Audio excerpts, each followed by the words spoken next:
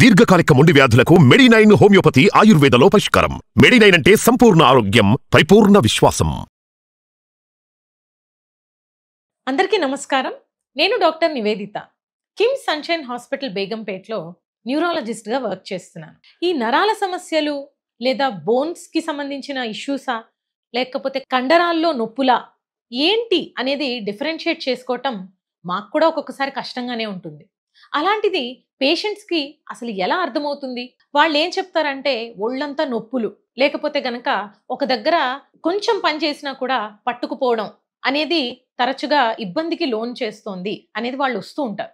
సరే, ఇప్పుడు రొటీన్గా మా ఎగ్జామినేషన్లో ఎక్కడైనా నిజంగానే దెబ్బ తాకిందా, లేకపోతే గనక స్ట్రెయిన్కి లోన్ అయ్యారా, ఒక మజిల్ ఏదైనా పట్టుకుందా, బోన్ ఫ్రాక్చర్స్ ఉన్నాయా, ఇవన్నీ తరచుగా పరీక్ష చేసిన తర్వాత రొటీన్గా ఈ రోజుల్లో తప్పనిసరిగా చేసుకోవాల్సి వస్తున్నది విటమిన్ డి లెవెల్స్ అనేది.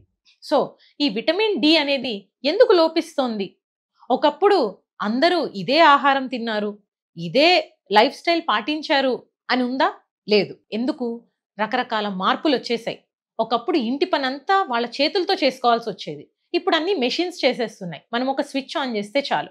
అంటే అక్కడే మనకి ఎక్సర్సైజ్ అనేది తగ్గిపోయింది. ఒకప్పుడు పొలంలోకి వెళ్ళి లేదంటే ఇంటి బయట ముగ్గు వేయడం, చిమ్మటం అదంతా కూడా ఎండకి ఎక్స్పోజ్ అవుతూ ఉండేవాళ్ళు.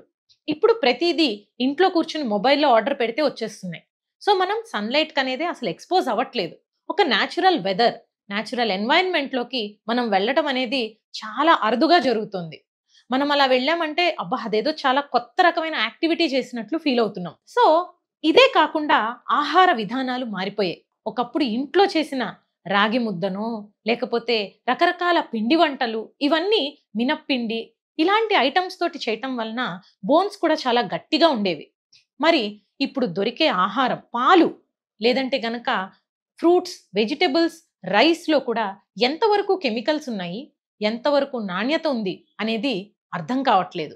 ఇలాంటి సిచ్యువేషన్లో మన ఇండియాలో విటమిన్ డి డెఫిషియన్సీ అనేది చాలా హైప్ చేసేస్తున్నారు డాక్టర్స్ అందరూ అని కొంతమంది కామెంట్ చేయటం వింటూ ఉంటాం. అది మరి హైప్ చేస్తున్నది మాత్రమే అయితే గనక సిమ్టమ్స్ ఎందుకు వస్తున్నాయి పేషెంట్స్కి? కొందరిలో మాత్రమే ఈ నొప్పులు వీటితోటి బాధపడుతున్న వాళ్ళని టెస్ట్ చేసినప్పుడు చాలా తక్కువ విటమిన్ డి లెవెల్స్ ఉండటం అనేది గమనిస్తాం.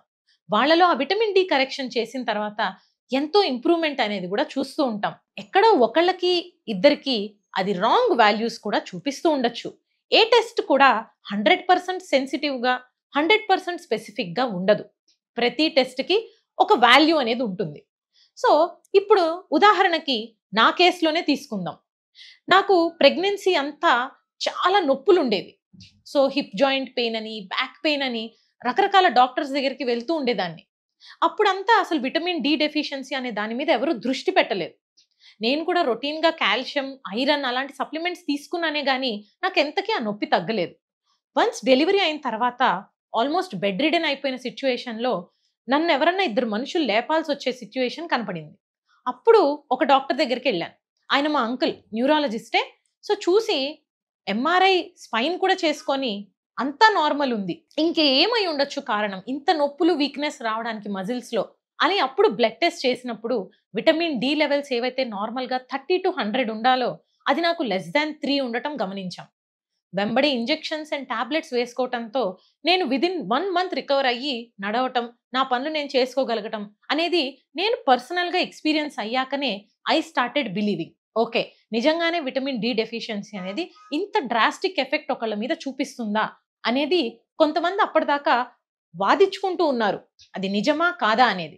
తర్వాత కూడా నేను ఎంతో మంది పేషెంట్స్లో ఈ డెఫిషియన్సీ చూసి దాన్ని కరెక్ట్ చేయటం అనేది జరిగింది. సో ఈ డెఫిషియన్సీ సిమ్టమ్స్ ఏ ఏ విధాలుగా ప్రెజెంట్ అవ్వచ్చు మనకి?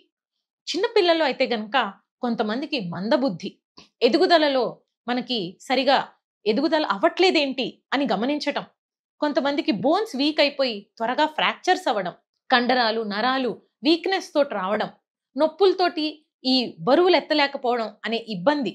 ఇకపోతే సాఫ్ట్వేర్ ఇంజనీర్లు కావచ్చు, డాక్టర్స్ కావచ్చు, ఉదయం నుంచి సాయంకాలం దాకా ఒకే దగ్గర కూర్చొని పనిచేసే వాళ్ళల్లో తరచుగా మెడ నొప్పి, నడుము నొప్పితో ఇబ్బంది పడటం, ఇవన్నీ కూడా మేము చూస్తూ ఉంటాం. విటమిన్ డి కేవలం సన్లైట్లోనే ఉంటుందా? కొన్ని ఆహార పదార్థాల్లో కూడా ఇది విరిదిగా దొరుకుతుంది.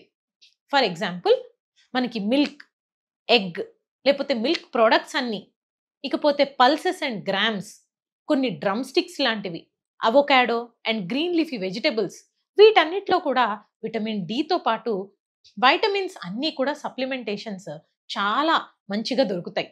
ఇకపోతే ఓవర్ ద కౌంటర్ దొరికే విటమిన్ డి ఫ్రీక్వెంట్గా వేసుకుంటూ ఉండొచ్చా అని చాలామంది అడుగుతూ ఉంటారు. అది ఒక పద్ధతి ప్రకారం చిన్న కోర్స్ లాగా మాత్రమే వాడుకోవాలి. తరచుగా అది టెస్ట్ చేసుకోకుండా చాలా హై లెవెల్స్లో ఉన్నప్పుడు కూడా విటమిన్ డి వేసుకున్నారనుకోండి, కొన్నిసార్లు అది లివర్ని, కిడ్నీని ఎఫెక్ట్ చేసి డ్యామేజ్ చేసే అవకాశం ఉంటుంది.